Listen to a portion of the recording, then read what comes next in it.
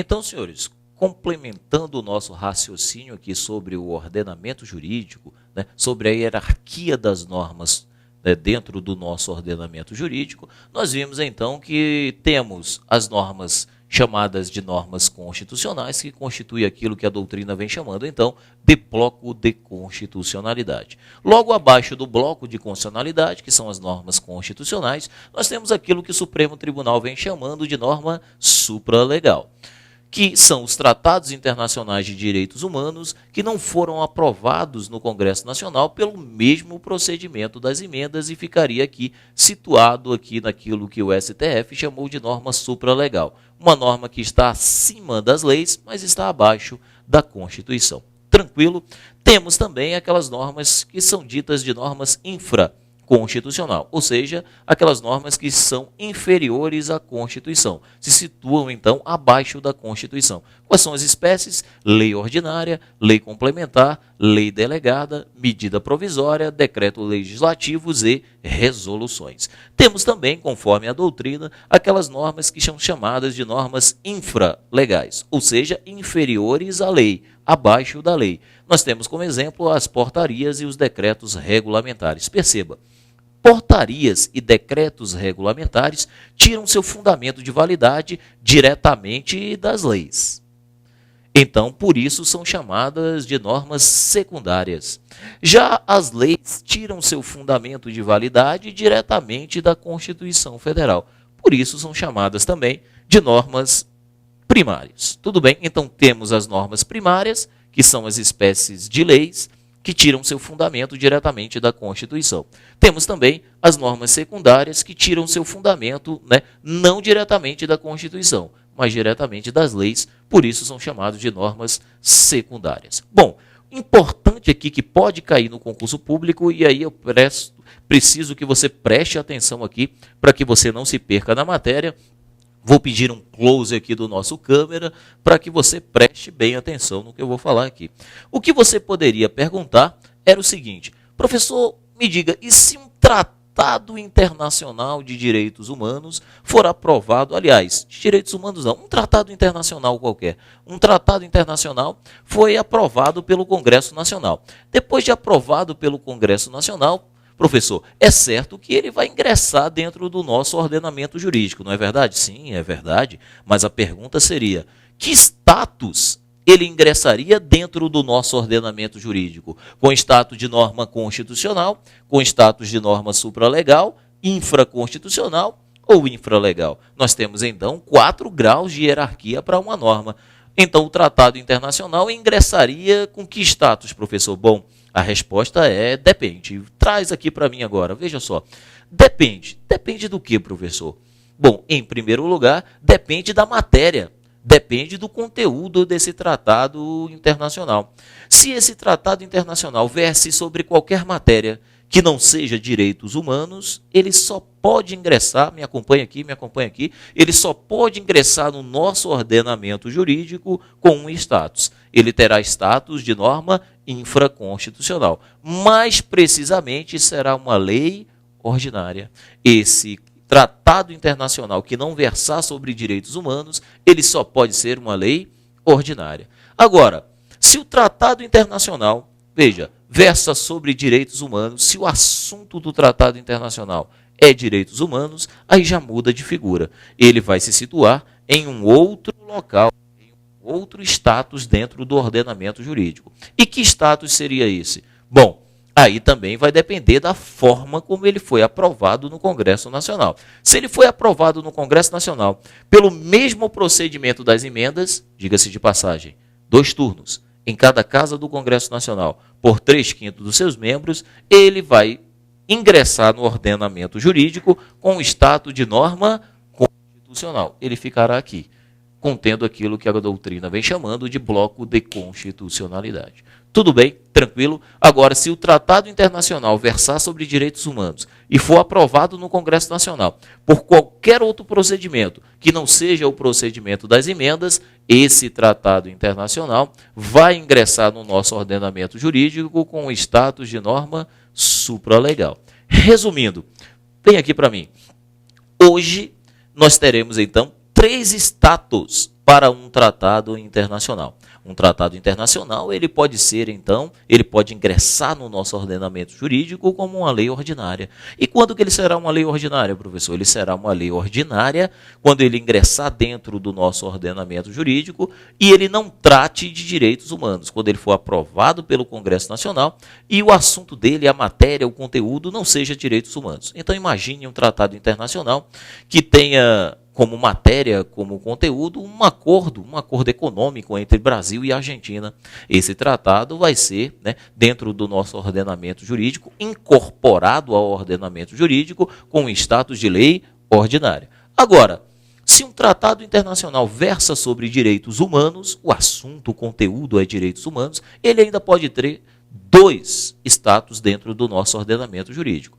Esse tratado internacional poderá ser uma norma supralegal e vai se situar aqui, abaixo da Constituição, mas acima das leis. E quando que ele ficará aqui, o Tratado Internacional de Direitos Humanos? Ora, ele ficará aqui quando ele versar sobre direitos humanos e não for aprovado pelo Congresso Nacional pelo mesmo procedimento das emendas. Agora, esse Tratado Internacional de Direitos Humanos ainda pode se situar aqui como uma norma constitucional. E quando é que isso vai acontecer? Bom, quando esse Tratado Internacional de Direitos Humanos for aprovado da mesma forma das emendas, conforme o parágrafo 3º do artigo 5º da Constituição Federal, que a gente vai colocar aí na tela agora para os senhores, para que você possa acompanhar. Põe aí na tela. Olha lá, artigo 5º, parágrafo 3º da Constituição diz o quê? Os tratados e convenções internacionais sobre direitos humanos que forem aprovados em cada casa do Congresso Nacional, em 2 turnos, por 3/5 dos votos dos respectivos membros, serão equivalentes às emendas constitucionais. Então, volta para mim. Então, conforme acompanhamos, parágrafo 3º do artigo 5º, que foi acrescentado pela Emenda Constitucional 45 de 2004, informa que aquele Tratado Internacional de Direitos Humanos que for aprovado pelo mesmo procedimento das emendas, ele será equivalente a uma emenda e vai ficar aqui, situando-se como uma norma constitucional, compondo aquilo que a doutrina vem chamando de bloco de constitucionalidade. Tudo bem, senhores? Agora, professor, como é que o examinador no concurso público pode cobrar isso? Bom, vamos ver então como pode cobrar. Trouxemos aí algumas questões, põe na tela aí para que o candidato consiga acompanhar em casa. Olha só, uma questão do CESP para a Advocacia Geral da União em 2007, trouxe aí a questão do bloco de constitucionalidade, dizendo o seguinte: a expressão bloco de constitucionalidade pode ser entendida como um conjunto normativo. Sim, é um conjunto normativo, que contém disposições, princípios e valores materialmente constitucionais fora do texto da Constituição formal. Bom, volta aqui para mim. É só você me acompanhar aqui na tela para você perceber que essa questão está correta. Me acompanhe. Olha só, o que falamos que é o bloco de constitucionalidade? É aquele bloco composto pelo texto da Constituição, pelas emendas que ainda não foram incorporadas aos textos e pelo Tratado Internacional de Direitos Humanos. Esse forma o bloco de constitucionalidade, que é a possibilidade de encontrar norma constitucional fora do texto da Constituição. Logo, esse item, essa questão do CESP é uma questão correta, perfeitamente correta. Tranquilo, senhores? Uma outra questão sobre o ordenamento jurídico, nós encontramos aí uma questão da FGV que diz o seguinte: todos os tratados e convenções internacionais de direitos humanos internalizados após a emenda 45 de 2004 serão equivalentes às emendas constitucionais. Bom, volta aqui para mim, vamos no quadro novamente para você perceber que esse item está incorreto. Está incorreto porque ele está dizendo que todos os tratados internacionais de direitos humanos que forem internalizados no nosso ordenamento jurídico seria equivalente a uma emenda constitucional. Verificamos que não. Nós podemos ter um Tratado Internacional de Direitos Humanos como norma supralegal e podemos ter um Tratado Internacional de Direitos Humanos como uma norma constitucional. Logo, senhores, essa questão está errada. Não são todos os tratados internacionais de direitos humanos que serão equivalentes às emendas, mas apenas os tratados internacionais de direitos humanos que forem aprovados pelo mesmo procedimento da emenda. Diga-se de passagem, 2 turnos em cada casa do Congresso Nacional por 3/5 dos seus membros, conforme parágrafo 3º do artigo 5º da Constituição, que foi inserido na nossa Constituição pela Emenda Constitucional 45 de 2004. Tranquilo, senhores? É isso que a gente tem para falar aqui, então, sobre a hierarquia das normas, sobre ordenamento jurídico. Vamos ingressar num outro assunto. Vou apagar o quadro aqui rapidamente para que a gente ingresse num outro assunto de direito constitucional. Tranquilo? Vamos embora. Adiante. Temos muita coisa para estudar, então, sobre o direito constitucional. Próximo ponto que você vai colocar aí no seu caderno, né, o próximo ponto que você vai colocar aí, trata exatamente dos princípios fundamentais. Então, coloque aí, ponto de número 3, o tema, o assunto agora, senhores, é princípios fundamentais. Vamos lá. Princípios fundamentais. Princípios fundamentais. Sobre esse tema, princípios fundamentais, para que você se localize dentro do objeto de estudo do direito constitucional, você vai precisar ir até a sua Constituição, no artigo 1º até o artigo 4º da Constituição Federal. E lá está o título 1. Título 1 da Constituição Federal, que o constituinte originário reservou para tratar sobre esse tema, sobre esse assunto. Qual é o tema? O tema é princípios fundamentais, senhores. Está, então, no artigo 1º ao artigo 4º da sua Constituição, é o título 1, e diria para os senhores, olha só, é o título mais importante da nossa Constituição. Professor, por que seria o título mais importante da nossa Constituição? Ora, veja só o título dele, Princípios Fundamentais. Aqui vai se estabelecer a própria base de organização do Estado.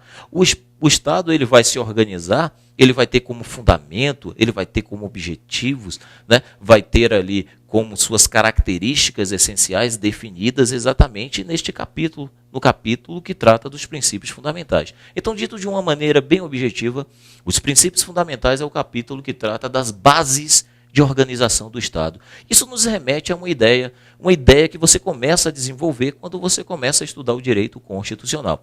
Em uma primeira aula de direito constitucional, o professor, a primeira coisa que ele faz para os senhores é ensinar que um Estado, essa pessoa jurídica de direito público internacional, né, denominada de Estado, um Estado ele é formado de 4 elementos.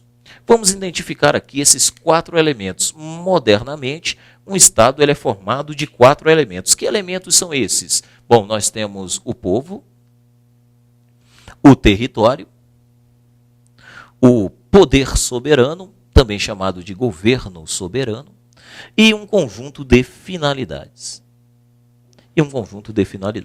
Então, temos como elementos constitutivos do Estado, apontados pela doutrina, 4 elementos: povo, território, poder soberano e finalidade. Mas eu teria uma pergunta para os senhores. Será que a simples existência desses 4 elementos já configuraria a existência da pessoa jurídica chamada Estado? Bom, a resposta é não. Não, porque estaria faltando um detalhezinho só. Para que a pessoa jurídica, né, possa existir, é preciso que esses 4 elementos estejam organizados. É preciso, então, que esses 4 elementos estejam organizados. A pergunta seria, e qual é o mecanismo, qual é o meio que você vai utilizar para organizar os elementos do Estado? Bom, o meio, né, o mecanismo utilizado para organizar os elementos constitutivos do Estado é exatamente uma Constituição. Aqui nós temos, então, uma definição de Constituição em sentido amplo. Constituição em sentido amplo nada mais seria do que um mecanismo, um instrumento que organiza os elementos constitutivos do Estado. Então, aí você consegue perceber que a tarefa, o objetivo, né, da Constituição é organizar o Estado. Uma Constituição serve para isso, para organizar os elementos do Estado. Bom, é nesse sentido, então, senhores, que no título 1 da Constituição Federal, o que a Constituição vai fazer é isso, começar a organizar os elementos constitutivos do Estado. E como é que você começa a organizar o Estado? Ora, traçando as bases, o fundamento desse Estado para aí sim começar a construí-lo e organizá-lo. Então você precisa perceber que dentro do título 1 da Constituição Federal estamos tratando das bases de organização do Estado. Então vamos começar a construir nosso entendimento dessa forma, né? Vamos colocar aqui 3.1. Uma introdução ao tema. Uma introdução ao tema princípios fundamentais. Dentro dessa introdução, você precisa perceber que no capítulo que trata dos princípios fundamentais, nós estamos aqui tratando, vamos colocar aqui, das bases de organização do Estado. Aqui nós estamos tratando das bases de organização do nosso Estado. Tudo bem? E essas bases de organização do Estado, elas vão girar em torno de 4 ideias. Nós vamos identificar, então, 4 ideias que vão traçar ali as bases de organização do Estado. As 4 ideias vão girar da seguinte forma. A primeira ideia de que se trata, né, esse título, Princípios Fundamentais, é exatamente as características, vamos colocar aí, 3.2, a primeira ideia é nós identificarmos as características essenciais de um Estado. Características essenciais do nosso Estado. Bom, como estamos tratando das bases de organização do Estado, precisamos identificar, no primeiro momento, as características essenciais do nosso Estado. Professor, quando falamos em características essenciais do Estado, estamos falando de quê? Bom, nós estamos falando exatamente de poder. Um dos elementos do Estado é o poder, lembra disso? Então nós queremos saber de que forma que o poder está distribuído dentro do território desse Estado. Queremos saber se o poder está centralizado num único ente ou se esse poder está descentralizado. Bom, aí nós estamos falando da característica chamada forma de Estado. Então, a primeira característica, né, vamos esquematizar o direito aqui para os senhores, a primeira característica é identificar, então, a forma de Estado. A forma de Estado. Dentro deste conceito, forma de Estado, nós queremos identificar, então, o modo de exercício do poder político dentro desse Estado.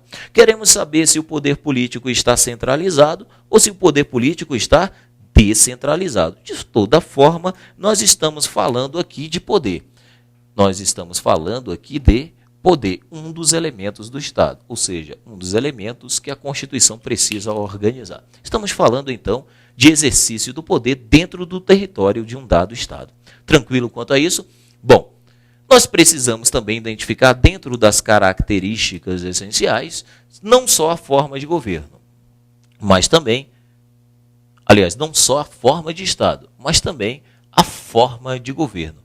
Precisamos identificar também a forma de governo, é uma outra característica essencial do Estado. Ou seja, quando falamos em forma de governo, também estamos falando de poder. Mas o que sobre o poder? Queremos saber, né, a relação entre governantes e governados dentro de um respectivo Estado. Ou Estado, nessa relação entre governantes e governados, como se dá a aquisição do poder dentro desse Estado? Bom, a aquisição do poder ela pode se dar por meio de eleições, por prazo certo, né, um tempo determinado, um mandato, e aí terá responsabilidade de governo perante o povo. Nós estaríamos falando, então, de que forma de governo? Estaríamos falando da República. Agora, a forma de governo, a relação entre governantes e governados, pode se dar de uma outra forma. O modo de aquisição do poder, então, pode se dar através da hereditariedade. Pode se dar, então, através de hereditariedade, passando de pai para filho, e não tem um prazo certo, não tem um prazo determinado, é de forma vitalícia. E aí não teríamos responsabilidade do governo perante o povo. Nós estaríamos, então, falando, senhores, de que forma de governo? Nós estaríamos falando da monarquia. Não é isso? Tudo bem? Tranquilo? Bom, dentro das características essenciais do Estado, precisamos além da forma de Estado, além da forma de governo, precisamos identificar o regime político adotado por esse Estado.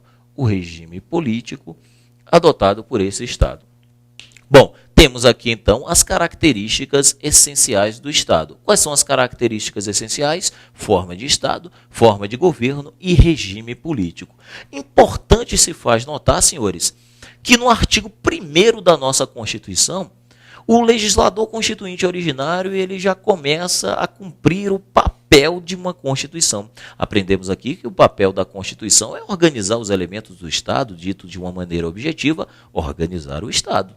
E nós vamos perceber isso já no artigo 1º da Constituição. E vamos colocar aí na tela o artigo 1º da Constituição para que você possa acompanhar. Artigo 1º da nossa Constituição. Exatamente, diz aí o artigo 1º da Constituição.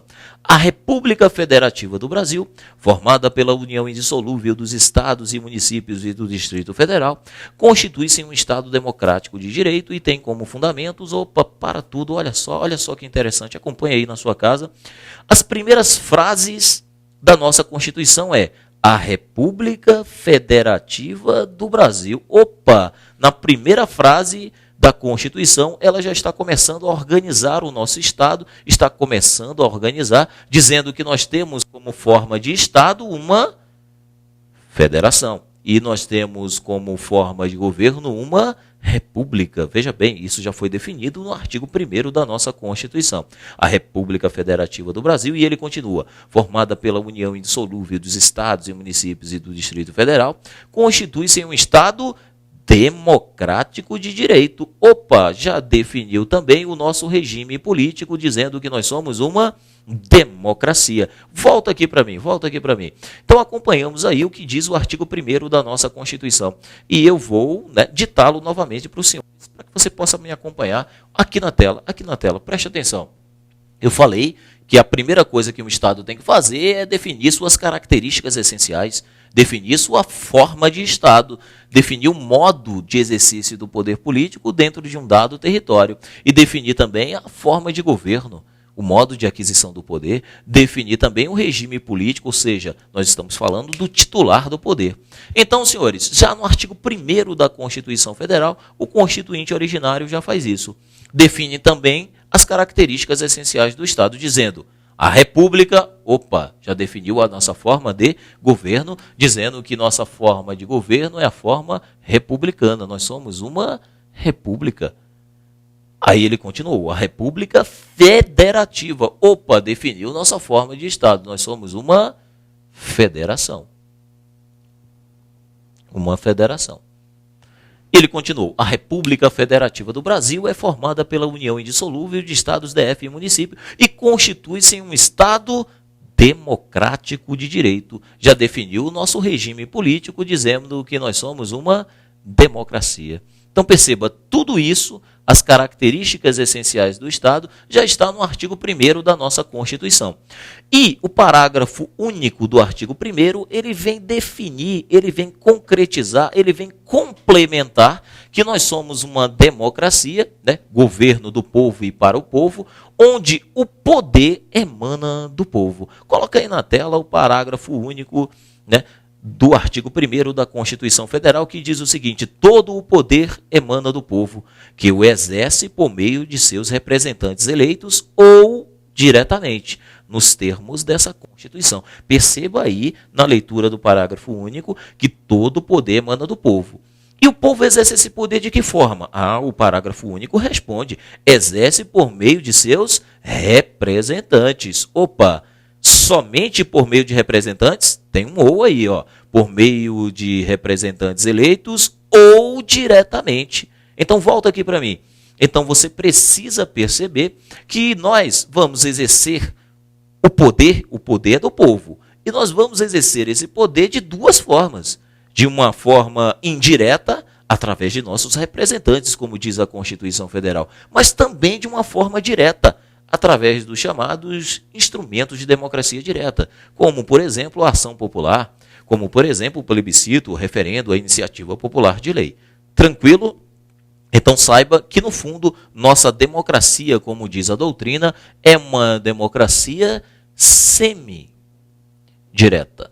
É uma democracia, então, semidireta. Por que nós somos uma democracia semidireta? Porque nós vamos exercer o poder de duas formas. De uma forma direta e de uma forma indireta através dos nossos representantes. Tudo bem? Tranquilo quanto a essa ideia? Então, perceba, estamos desenvolvendo a ideia dos princípios fundamentais. Falei para os senhores que, como introdução, você precisa saber que os princípios fundamentais vão fixar as bases de organização do Estado e que essas bases de organização vão girar em torno de 4 ideias. Até agora, desenvolvemos apenas uma dessas 4 ideias. A primeira ideia é definir as características essenciais do Estado. Quais são as características essenciais do Estado? Sua forma de Estado, sua forma de governo e seu regime político. Isso o Constituinte originário já faz no artigo 1º da Constituição, definindo como nossa forma de governo uma federação.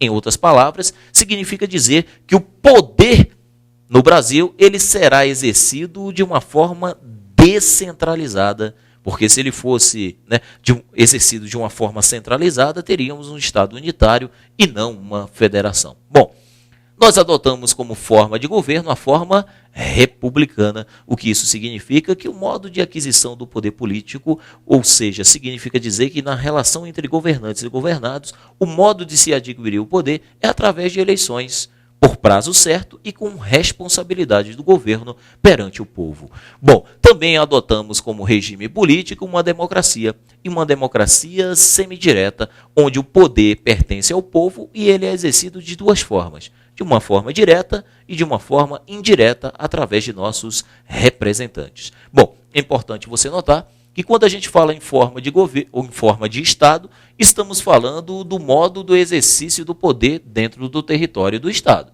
Quando falamos em forma de governo, queremos saber a relação entre o poder, entre os governantes e os governados, no modo de se adquirir o poder dentro de um dado Estado. Quando falamos em regime político, na verdade estamos falando da titularidade do poder. A quem pertence o poder? Bom, o poder no nosso país sabemos que pertence ao povo, conforme o parágrafo único do artigo 1º da nossa Constituição. Tudo bem, desenvolvemos aqui então a primeira ideia sobre os princípios fundamentais. Vamos apagar aqui rapidamente para que a gente vá desenvolver então a segunda ideia, senhores. A segunda ideia, você vai colocar aí, abrir um novo ponto então no material dos senhores, e o novo ponto então, ponto 3.3, a segunda ideia sobre os princípios fundamentais, você vai colocar aí da seguinte forma. Nós vamos identificar agora os fundamentos da República Federativa do Brasil. Dito de outra forma, nós vamos identificar e precisamos identificar os valores essenciais da nossa nação, os valores essenciais positivados na nossa Constituição Federal. Bom, conforme palavras do Ferdinand Lassalle, a essência de uma Constituição está exatamente nos valores. Então, quando vamos identificar os fundamentos da República Federativa do Brasil, você precisa enxergar que ali está positivado os nossos maiores valores. Quais são os valores que vão fundamentar todos os artigos de nossa Constituição? Mais ainda, quais são os valores que vai ter como fundamento todo o nosso ordenamento jurídico? Todo o nosso ordenamento jurídico tem como fundamento esses valores, esses fundamentos, da República Federativa do Brasil. Então, o primeiro passo é você saber que quando falamos em fundamentos, estamos falando em valores, os valores essenciais da nossa nação. Nas palavras do Ferdinand Lassalle, os valores é a própria essência da nossa Constituição. Tudo bem, senhores? Tranquilo? Bom, a primeira coisa que você tem que fazer é identificar os valores. Para identificar quais são os nossos valores, dito de outra forma, para identificar quais são os nossos fundamentos, temos aí um processo mnemônico que ajuda aí o candidato a identificar. É o chamado, coloque aí no seu material, é o Sociedival Plu. O Sociedival Plu, então, é um processo mnemônico para que você identifique quais são os nossos valores, quais são os nossos fundamentos. Tudo bem? Tranquilo quanto a isso?